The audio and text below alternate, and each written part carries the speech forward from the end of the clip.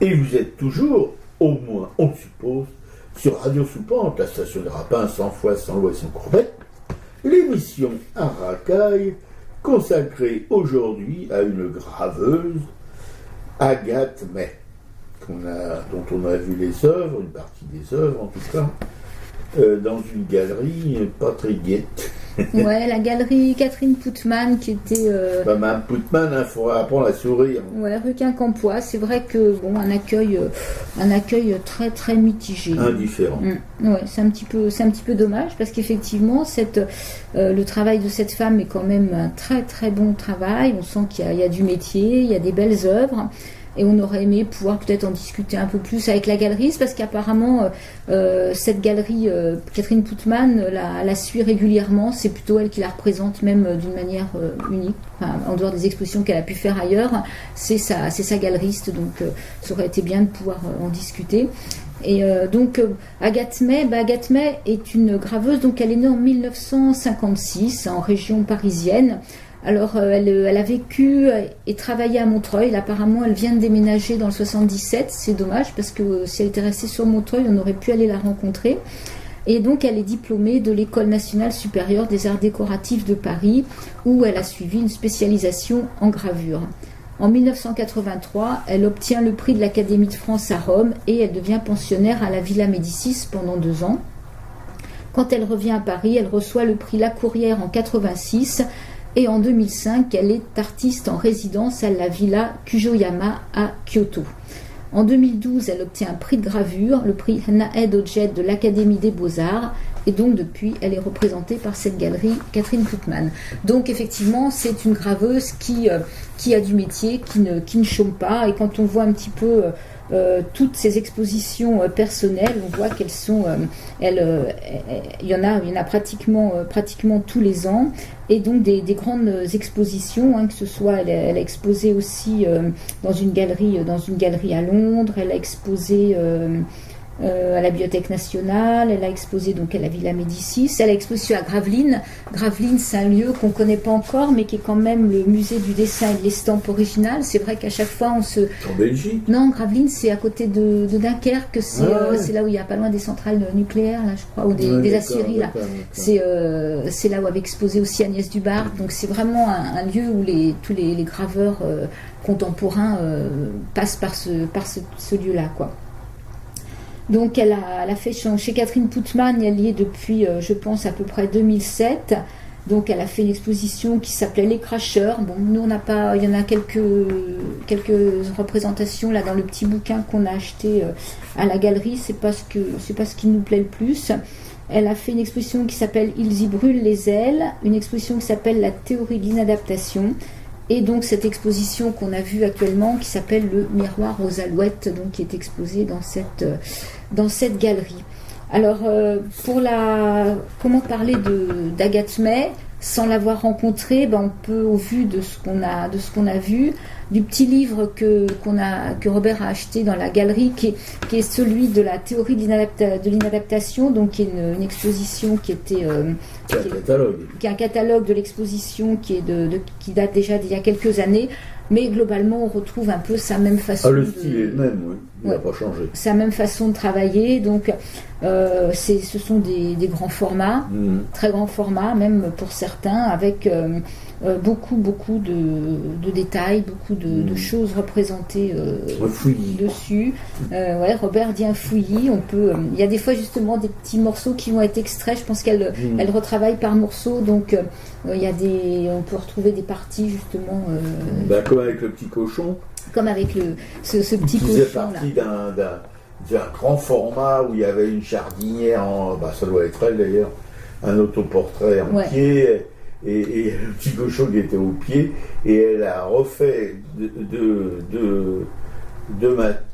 a refait une gravure qui a été tirée en deux exemplaires, un en couleur, l'autre en noir, qui montre simplement le pied de la jardinière avec le petit cochon. Ouais, et là c'est vraiment super. Il y a un rose et un vert. C'est une gravure qui s'appelle Entre ciel et terre. Donc là le détail effectivement fait 35 sur 35, alors que la gravure originale fait je sais pas, 1m30 ou quelque chose comme ça.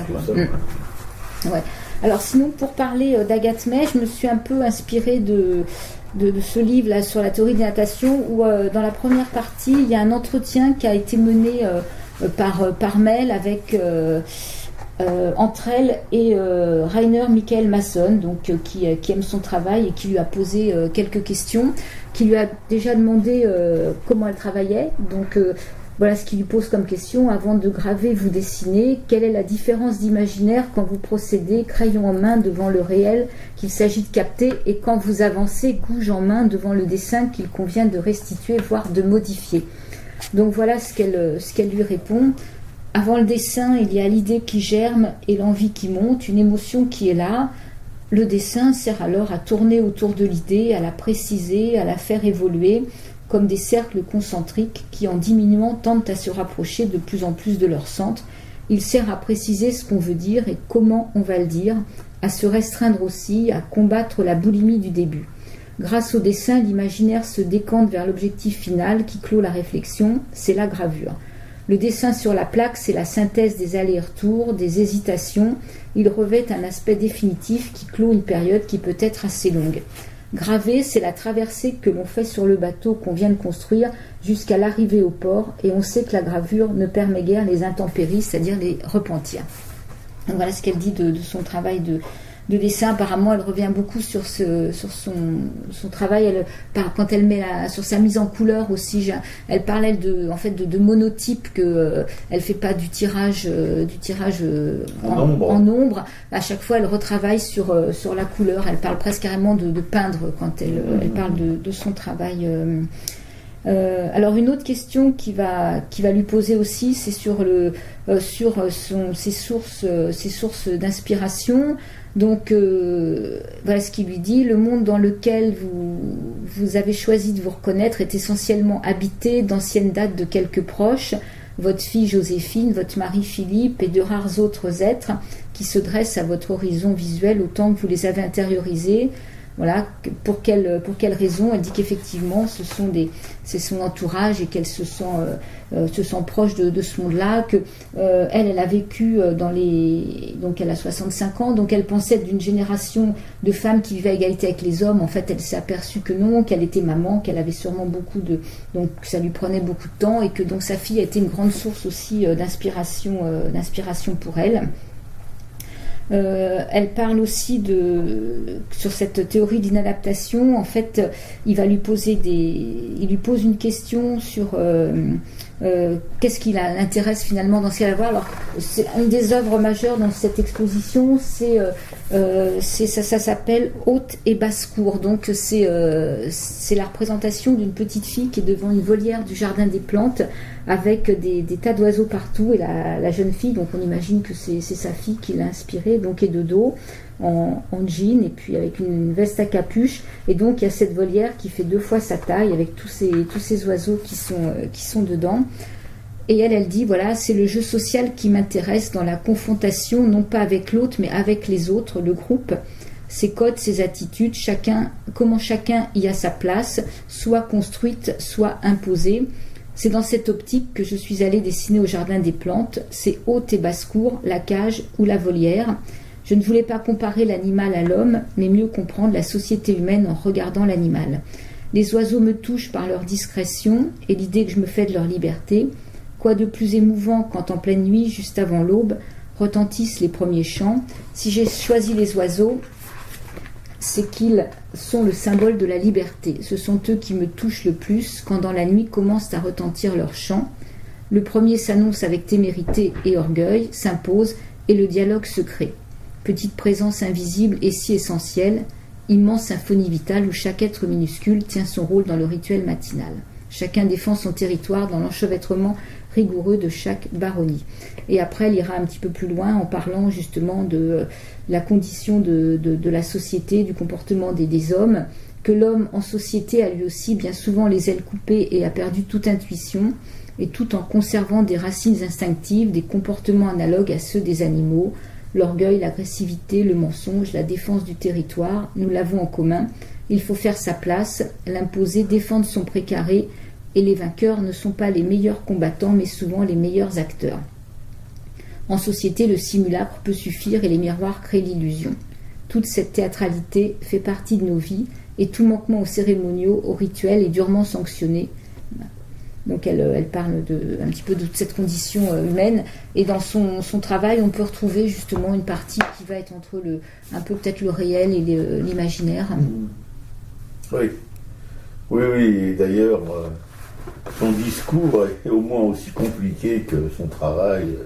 Ah, c'est très intellectuel. Hein. Oui, c'est ça. Et moi, personnellement, en tout cas, je suis désolé, mais comme je l'ai défendu souvent au cours de ces émissions, je suis plus, comment dirais-je, captivé, intéressé par le sensible que par l'intellect, surtout chez les artistes plasticiens, graveurs, peintres, sculpteurs.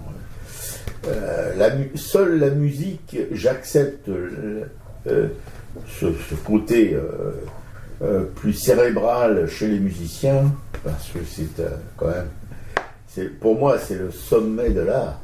C'est les arts plastiques à côté, c'est presque jardin d'enfant, quoi, à côté de la musique. Voilà. Mais autrement, dans la perception, si vous voulez, des œuvres, etc., je préfère. Moi, j'ai vécu sur cette conception artistique, de création plutôt. C'est d'enlever, comme en sculpture du bois. On enlève du bois jusqu'à temps qu'on trouve la forme qu'il y a dans la bûche qu'on sculpte ou dans le bout de bois qu'on sculpte. Dans la peinture, c'est pareil, on enlève. Dans le dessin, c'est pareil. Et dans la gravure, bien sûr, parce qu'elle est issue du dessin, les graveurs à l'imprima, c'est assez rare. Voilà, il y a tout un travail préparatoire. Et enfin, mon ressenti en tout cas, au regard que je portais sur ces œuvres dans cette galerie un peu froide là, voilà, les œuvres et la galerie ils vont bien ensemble, c'est un mariage heureux, ils sont aussi froids l'une que l'autre. Pour moi, hein, mais ça n'enlève rien à la qualité du travail. C'est un travail exceptionnel au point de vue technique. Il y a une somme d'heures, je pense, de taille considérable parce qu'il y a pas toutes les gravures, mais la plupart ça fourmille de détails, etc. C'est un enchevêtrement, une broussaille de gravures, quoi. C'est quelque chose d'invraisemblable. Mais pour moi, un seul trait. Je connais des graveurs qui sont dans le minimalisme et parfois un seul trait d'eux. J'ai quelques gravures comme ça. Ça peut m'émouvoir beaucoup plus que ces grands machins fouillés. Ouais, elle a toute une. Effectivement, non, mais je suis quand même un petit peu d'accord. C'est que il y a une émotion qui manque et c'est dommage parce qu'on sait qu'en général la taille d'épargne, enfin la xylogravure justement nous apporte cette émotion par la puissance du trait, et là il est comme un petit peu estompé. Alors je pense que c'est presque du burin. Ouais, je pense que c'est volontaire. Ça doit être sa façon de leur travailler parce qu'elle a une grande pratique, donc elle sait très bien pourquoi elle arrive à cet effet-là. Et elle fait des séries, effectivement. Elle peut faire je vois sur un dossier de presse d'une ancienne expo, il y a une série sur les allongés, donc c'est des hommes ou des femmes allongés dans l'herbe. Il y a quelque chose de séduisant et en même temps, oui, il manque ce petit quelque chose où on se sent complètement transporté. Voilà, il y a juste là une reproduction qui est justement c'est la petite fille au mouton. Donc là, c'est plus en couleur et le trait a l'air plus fort, plus puissant. Donc pourquoi est-ce qu'elle reste pas dedans? Je pense que c'est c'est qu'elle se sent plus à l'aise dans quelque chose. C'est son tempérament, de toute façon. Et le travail, c'est le reflet du tempérament du créateur. Hein. C'est pour elle peut pas aller contre son tempérament, mais bon, c'est pas un tempérament qui me convient, qui convient à ma sensibilité, en tout cas.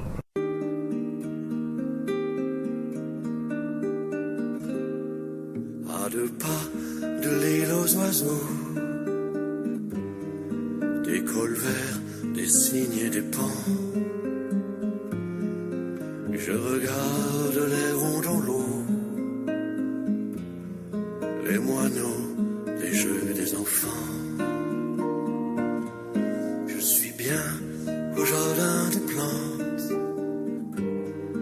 sur un banc, assis au soleil. Quelque chose, une odeur de menthe, me revient d'un lointain sommeil. Je revois le marché aux puces, bouillonne le cirque d'hiver, un mendiant devant l'autobus, le halo d'un vieux réverbère. Tant de choses qui me rappellent des rues grises et des manteaux noirs, la craie bleue traçant des marelles, les gravures d'un livre d'histoire.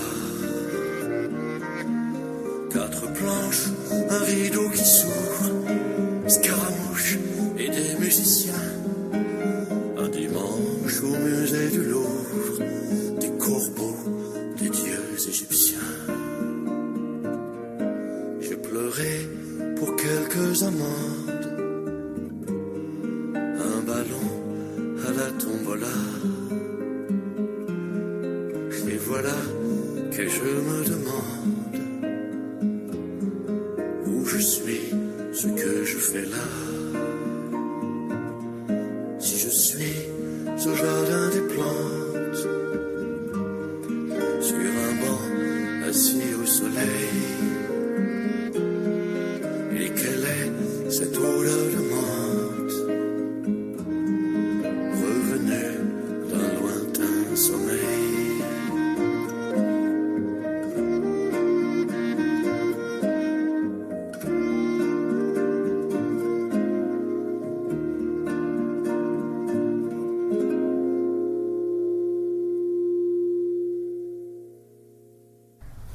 Le Jardin des plantes, Gilbert Lafaille. J'ai écouté plusieurs chansons de Gilbert Lafaille et je pensais qu'il y en avait même plusieurs qui allaient bien justement sur son travail. Alors on peut parler un peu plus de l'exposition qui est présentée là, parce que là j'ai surtout fait référence à des expositions passées.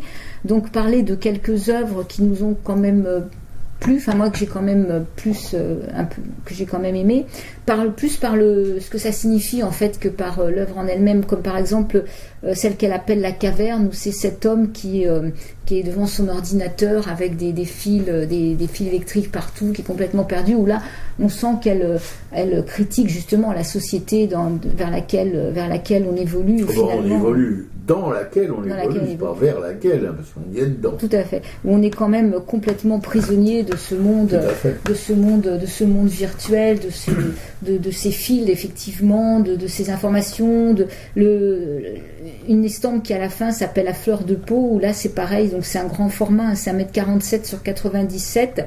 C'est une femme qui, alors c'est en noir et blanc, c'est une femme qui prend sa tête dans ses mains et qui est complètement enveloppée de papier journal, donc d'informations de tout bord, de transistors, donc voilà. Et en plus en ce moment on peut dire qu'on est vraiment dans cette période-là, même si elle a travaillé un petit peu avant, où on est submergé par cette presse et c'est tout ce qui nous tombe dessus en permanence. Alors il y a des œuvres qui sont un peu plus douces, comme Un si petit jardin, où là c'est un profil, alors je pense que c'est peut-être sa fille, qui est de profil, qui se promène justement dehors, donc on imagine plutôt une tombée de nuit, parce qu'il y a de la couleur, hein, elle a un poncho, une cape de pluie avec une capuche, elle est de profil, elle avance, et donc sa cape est dans les brins rosés, et elle avance donc dans une nuit bleutée avec des nuages et une petite araignée qui se dessine au fond. Et celle que t'aimais bien, là, Robert, justement, c'est Entre ciel et terre, avec ce petit cochon. Ah ouais. Il est vraiment craquant, parce que dans toute cette rigidité, en quelque sorte, de mon point de vue, encore une fois, qu'elle me pardonne, cette charmante personne, dans toute cette rigidité, dans tout ce noir, dans tout ce foisonnement de traits, il y a ce petit cochon qui est tout rond, qui est tout... Voilà, il est tout petit en plus par rapport au personnage. Il est trop petit même, il est disproportionné en petitesse par rapport à la réalité, mais il y a quelque chose de la tirelire un peu, vous savez, ces tirelires avec un cochon, une pièce dans une fente, etc. C'est quelque chose de l'enfance en quelque sorte, c'est une rondeur, puis la couleur, le rose, ma camarade préférait le vert. Ouais, celui qui était vert, j'aimais bien, moi. Moi, j'adore. Il est mis en valeur, justement, parce que c'est presque de l'humanité, voilà, qui arrive là, une sensibilité, et j'ai trouvé que cette tendresse qu'il y a dans cette représentation est en même temps assez curieuse par rapport à la majorité des œuvres qu'on a vues là, qui ne sont pas du tout dans la tendresse de mon point de vue. Non, elles sont pas. C'est quand même, en fait, c'est quand même des œuvres, si on regarde de près, qui critiquent quand même toute notre société. Et elle a placé un petit animal, en fait, à chaque fois il y a un animal, d'ailleurs ça s'appelle le miroir aux alouettes. Et donc si on regarde bien, à chaque fois il y a soit une aile d'insecte, soit il y a un petit chien, enfin, il y a l'araignée, il y a vraiment un petit animal à chaque fois qui est là, qui observe ce monde d'humains, peut-être en se posant plein de questions sur mais qui sont donc ces humains, quoi. Voilà, donc on ne peut pas en dire beaucoup plus, j'ai l'impression, hein, c'est une fois qu'on a vu un petit peu les thèmes abordés sur ces inégalités, sur cette société qui nous enferme, qui nous rend fous, en fait, hein, cette galerie, elle nous ouvrait pas vraiment des fenêtres, hein, non plus, hein, tu vois, on était un peu enfermés là-dedans, surtout que à quelques pas il y avait le local où la galerie de Dominique Paula d'Ardouin était ouverte justement à des œuvres ultra sensibles, par contre, là, voilà. Donc peut-être que ça a joué aussi dans mon ressenti sur ces œuvres, sur cette galerie, parce que voilà, le souvenir est tellement présent en nous de la galerie de Dominique que bon, on peut difficilement s'en détacher. Moi, j'ai retrouvé chez l'autre galériste de la galerie Kaléidoscope, là, comment elle s'appelle cette jeune femme ? Marie Degnaud. Chez Marie Degnaud, j'ai retrouvé la chaleur de Dominique Paula d'Ardouin, voilà.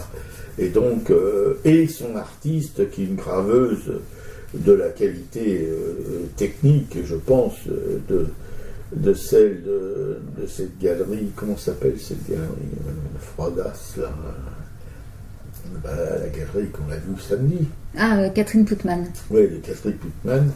Voilà, il y a une galerie, la galériste n'est pas vraiment causante, et les œuvres qu'elle présente non plus. Et chez comment dirais-je, Kaléidoscope, avec cette galériste, quoi, elle présente des œuvres qui sont chaudes, qui sont vivantes, qui sont sensibles, etc. Et l'artiste aussi, une jeune artiste tchèque, qui est vibrante, enfin voilà. C'est quand même, il y a quand même des relations des fois qui sont tellement évidentes qu'on ne peut pas les cacher sous le boss. Ouais, peut-être si on avait rencontré cet artiste, on aurait eu un ressenti différent. Je pense que le contact humain aurait été soit meilleur, soit moins bon, mais en tout cas, voilà, il se serait passé quelque chose qu'on a attendu là un petit peu, en fait. Voilà. Alors, est-ce que les galeristes, comme c'est les seuls ouverts, maintenant, on a un petit peu marre que les gens les découvrent d'un coup et, Oui, alors oui, évidemment, moi j'y ai pensé à ça, évidemment. C'est probable, parce que ces gens-là, ils sont d'un autre monde, hein, voilà. Bon, en même temps, regarde, toi tu as acheté le catalogue d'une ancienne exposition, il y a un monsieur qui l'a acheté aussi, donc voilà, on n'a pas à négliger les gens qui d'un coup découvrent un lieu et peuvent en devenir aussi des fidèles, hein, si l'accueil est chaleureux, justement, on peut toujours déboucher sur des ventes éventuelles, des contacts. Là, on n'aura pas envie d'y retourner, hein, je crois pas. Surtout qu'on a vu dans cette galerie Kaléidoscope une galerie vagabonde aussi. Enfin, la galériste, en tout cas. Voilà, et puis l'autre qui squattait la galerie Claire Garcia, voilà, la femme à barbe. Bon, ces deux-là, voilà. Autant la galerie vagabonde qui squattait Kaléidoscope est assez discrète, et voilà, autant celle qui était chez Garcia, elle était très expansive, voyez-vous, mais on préfère l'expansivité, la chaleur humaine à la froideur. Ouais. Ce qui n'est pas le cas, je radote, hein, ce qui n'est pas le cas de la galériste de Kaléidoscope. Elle n'est pas froide, mais elle est réservée. Voilà.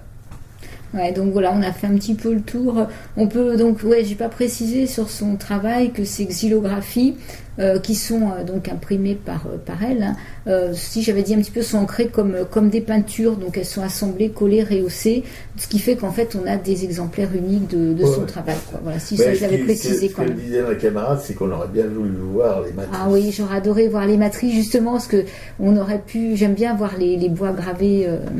Qu'on a vu pour Teresa Lockman, on a vu justement une matrice, et les matrices qu'elle a montées après comme des sculptures. Elle les a mis sur des socles, etc. Je trouve ça génial. Ça peut être pris comme des sculptures.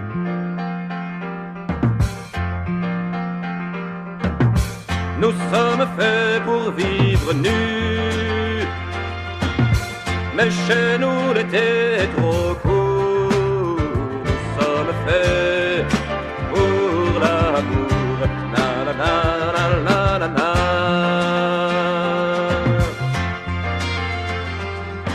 Il y a trop de choses oubliées, mon ami, le velours de la rose, le parfum de la pluie et la couleur de l'air au temps des feux de bois.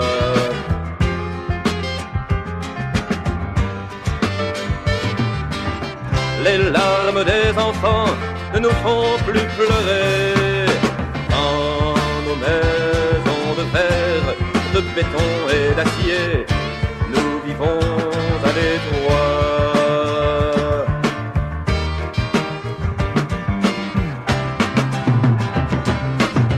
Nous sommes faits pour vivre nus, mais chez nous l'été est trop court. Nous sommes faits pour l'amour, la la la la la la la.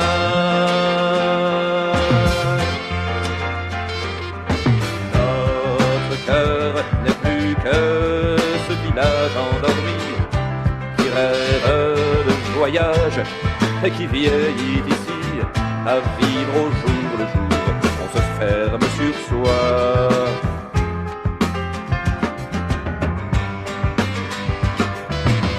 Quel est donc ce confort qui nous tient prisonniers dans nos cités de bruit, de mort et de fumée, dans nos pays de froid?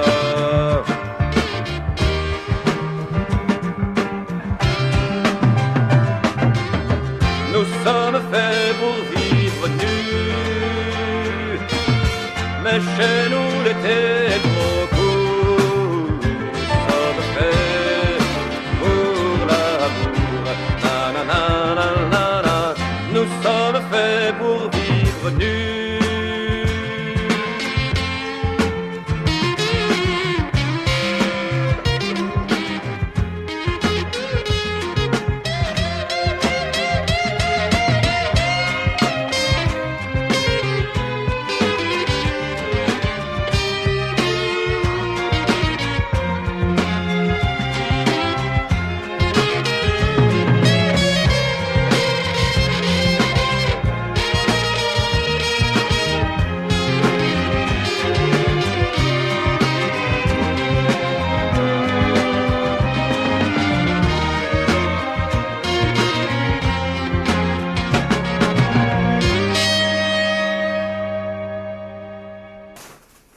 Voilà, donc après cette rediff d'une émission donc, d'il y a à peu près 2 ans, c'était voilà, un chouette moment d'expo. On aime bien toujours découvrir de nouveaux talents. Voilà.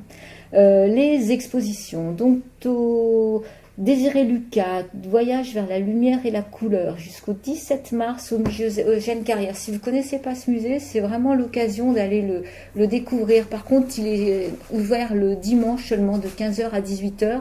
Mais si c'est une journée qui n'est pas pluvieuse, c'est l'occasion après de revenir un peu par les bords de Marne.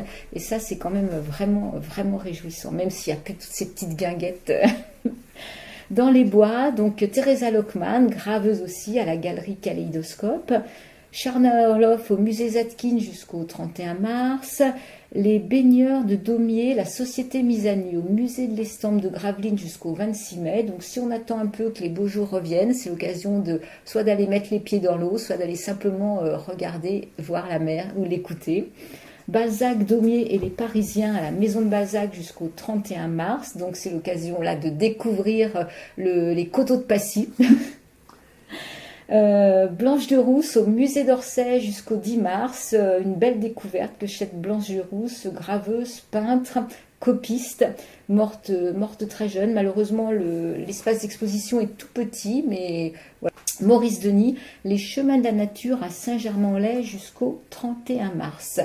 Le culturel de la semaine. Donc Robert, toi, tu as été sur Arte hier. Oui, pour voir un doc, oui, sur Albrecht Dürer, un artiste qu'on qualifie d'immense, que je peux pas piffer pour vous dire les choses, parce que je trouve que c'est quelqu'un... Enfin, et ça a confirmé mon idée sur cet artiste, qui était un arriviste forcené, qui recherchait la gloire, le fric, etc., etc. Toutes ces choses ne sont pas vraiment dans mon agenda culturel. Et voilà, enfin bon, c'est quand même quelqu'un qui travaillait énormément, comme tous ces artistes majeurs du Quattrocento, qui savait dessiner merveilleusement, qui savait graver merveilleusement, qui savait peindre un peu moins merveilleusement, pour tout vous dire, je dirais qu'il était même un peu cacateux. Voilà, mais ça c'est mon point de vue, et que je partage toute seule et sans compagnonnage, voilà. Non, c'est intéressant, je connaissais pas parfaitement le parcours de cet artiste allemand. Là, je peux plus l'ignorer, mais j'en suis pas plus que ça heureux, parce que j'ai jamais vraiment trop fréquenté les grandes pointures comme ça, soi-disant grandes pointures de la peinture, ou du dessin, ou de la gravure, ou de la musique, tout ce que vous voulez, ou de la littérature. Je préfère la littérature ouvrière, je préfère... Voilà, parce que normalement, à cette époque-là, quelqu'un comme Albrecht Dürer était artisan. Voilà. Déjà, d'être artisan, c'était déjà une espèce de consécration. Mais pour lui, artisan, c'était artisan, non. Lui, il voulait être reconnu comme un artiste. Voilà. Il y avait une différence entre artisan et artiste. Hein. C'était vraiment très, très... il y avait une distance assez énorme entre le statut d'artisan, qui était déjà un statut important, et le statut d'artiste, qui l'était encore plus. Voilà. Alors lui, il a voulu vraiment conquérir le statut d'artiste. Il y est arrivé. Il avait donc il était connu dans toute l'Europe, ce qu'on considérait comme le monde entier à cette époque-là. Qu'est-ce que je peux vous dire de plus? Bon. Mais il faut regarder le doc, je vais mettre le lien, on peut le regarder jusqu'au 15 mai 2024. Et dans les expositions, j'ai oublié une exposition importante, alors c'est un peu loin, c'est à Strasbourg, c'est Oiseaux, dites-nous, c'est Thierry Morciot, un graveur belge bruxellois qu'on avait découvert à la Biennale de Saint-Maur, qui avait remporté le premier prix. Et on avait eu un contact très, très sympathique avec Thierry Morciot. Donc voilà, on a reçu un avis d'exposition. Bon, on n'ira pas à Strasbourg, ça nous fait un peu loin, mais bon, on ne sait jamais si parmi vous, certains sont dans les environs. Et s'il est présent à l'exposition, c'est encore mieux. Donc c'est à la galerie Chantal Bamberger. À Strasbourg. À Strasbourg. Voilà, mais Thierry Morceau est quelqu'un de vraiment très sympathique, il fait un travail très soigné, qui est vraiment imprégné de tout le fantastique flamand, vraiment de la tradition, danseur et compagnie. Enfin, vraiment, c'est à découvrir si on ne connaît pas encore son travail, quoi. Et tout de suite, enfin, à la fin de cette émission, le salut à nos amanches. Claude et André de la Nation, Claude et William, nos potes de Brest. J'espère que tout va bien à Brest. On espère, on pense toujours à vous, les amis. Que la canicule se calme. Jean-Paul Souverain de Coup de Kerbranche, dans la banlieue de Dunkerque, un grand, grand peintre et un grand, grand humaniste. Claudine, ma camarade Pechetio, qui aime beaucoup fréquenter les galeries, les musées, etc., avec une bibliothèque artistique, paraît-il, conséquente. Je suis jalouse. Et qui nous refile parfois des bons tuyaux. Ouais, enfin, les refile surtout un piqué coup, parce que bon. Corinne, Joël, Anne-Emmanuel et Frédéric, 4 artistes. Enfin, non, Joël n'est pas vraiment un artiste, il est surtout un vagabond. Un vagabond un peu particulier qui vagabonde au Caire en Égypte. Il faut le faire quand même pour un parigot. Voilà. Et les 3 autres, eux, sont des artistes qu'on aime bien. Juliette Planck, une graveuse émérite en relégation à Rochefort-sur-Mer, qui donne des cours aussi, hein, et puis qui participe à une émission de radio sur Radio Bigaille. Marie-Christine Béguet, une graveuse sévenole, dont on a eu des nouvelles récemment et qui va bientôt monter à Paris. On est trop content de pouvoir partager un moment avec elle. Et une petite bouffe probablement aussi. Clément qui grave sur tout ce qui bouge, le Van Gogh de la taille d'épargne, toujours aussi prolifique.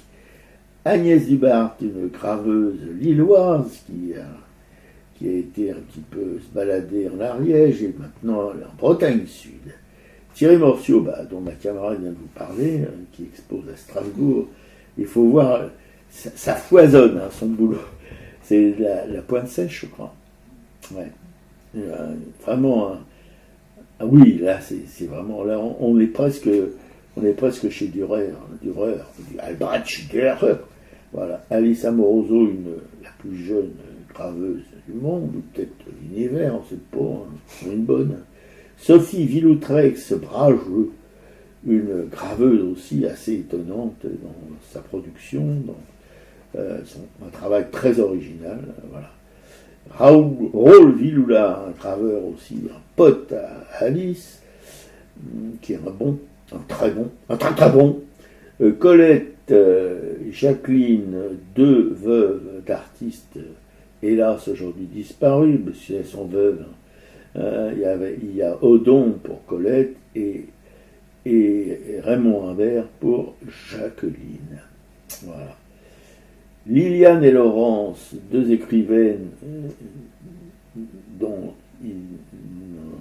une a quitté le binôme pour raison de départ dans l'au-delà. Voilà. Ils écrivaient des polars à 2. Maintenant, c'est Lolo. Écrire des polars toute seule. C'est Lolo qui continue toute seule. Ouais, et c'est pas aussi facile qu'à 2. Voilà, c'est tout ce qu'on peut dire. Mais leurs polars, par contre, c'est des polars. C'est pas du tout de la littérature de gare. Hein. Geneviève, une autre sorcière bien aimée. Marie-Christine et Christophe, 2 militants chez Mélite. Cécile, te la sens, ma 5e puissance. Oui, Cécile, on la sent. Un thème. La Russe est flamboyante, qui anime 2 émissions sur une radio Omni. En tant qu'ancienne enseignante, ces émissions sont destinées aux jeunes enfants et à leurs parents. Anne-Isabelle Robin, une peintre de Bourg-Marlotte, dont nous avons découvert l'œuvre dans la librairie de Florence Quenu, du nom de l'Empreinte à Bourg-Marlotte. Dominique Paula Dardouin, une galériste hélas aujourd'hui disparue, ainsi que sa maman Thérèse Franco.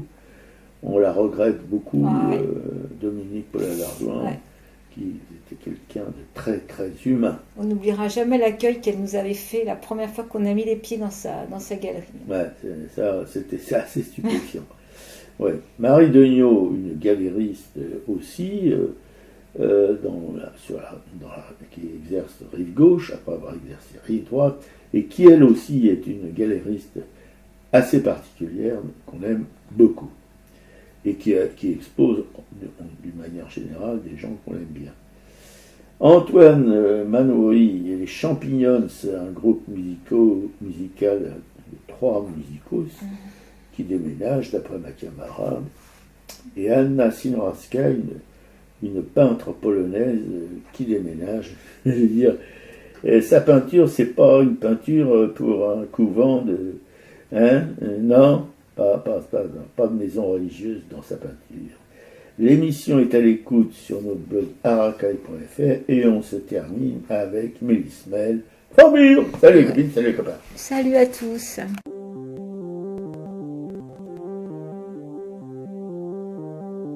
Malgré l'écran cieux du néant, c'est pour mieux nous manger enfants et les silences et les boucans, faut vivre.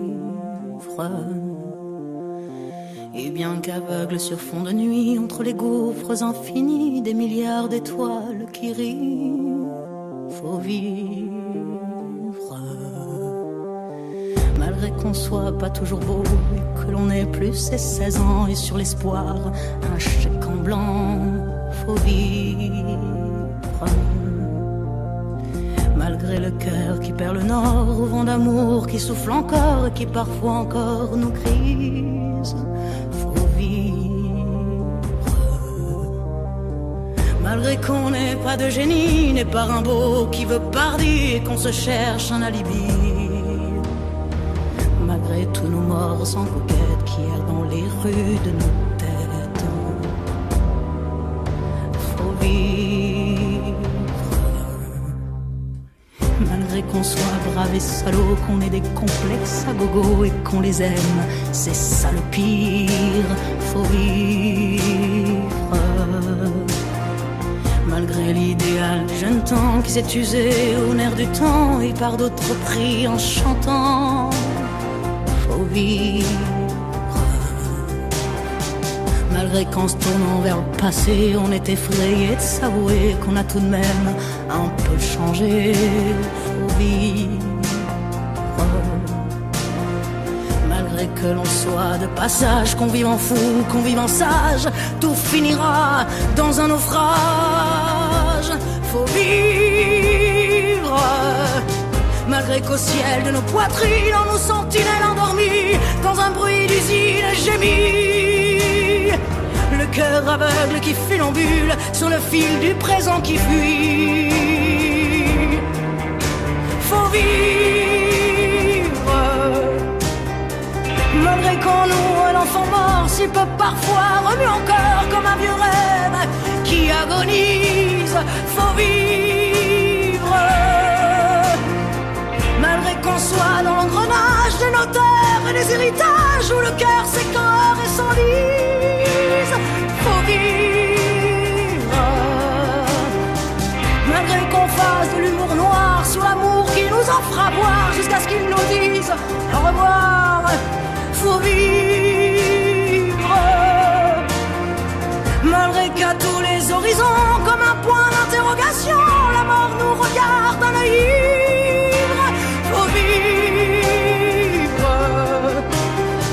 Malgré tous nos serments d'amour, tous nos mensonges jour après jour, et bien que l'on n'ait qu'une vie, une seule pour l'éternité, malgré qu'on la sache rater, faut vivre.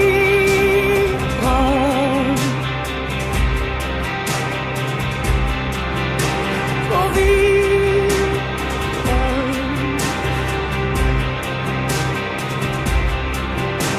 Faut vivre.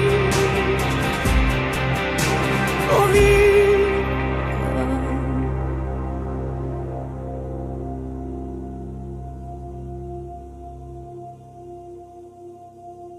Faut vivre.